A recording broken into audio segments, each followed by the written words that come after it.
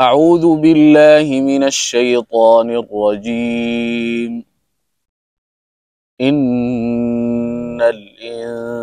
الإنسان خلق هلوعا إذا مسه الشر جزوعا وإذا مسه الخير منوعا إلا المصلين الذين هم على صلاتهم دائمون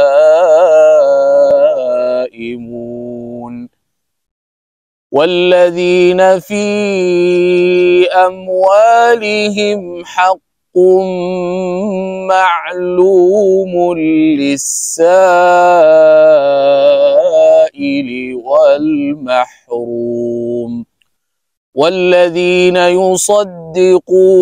بيوم الدين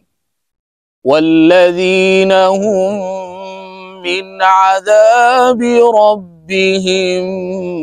مشفقون إن عذاب ربهم غير مأمون والذين هم لفروجهم حافظون إلا على أزواجهم أو ما ملكت أيمانهم فإنهم غير ملومين فمن ابتغى وراء ذلك فأولئك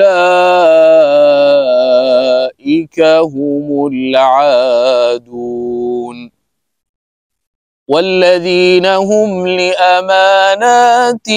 وعهدهم راعون والذين هم بشهاداتهم قائمون والذين هم على صلاتهم يحافظون أولئك في جنات مكرمون.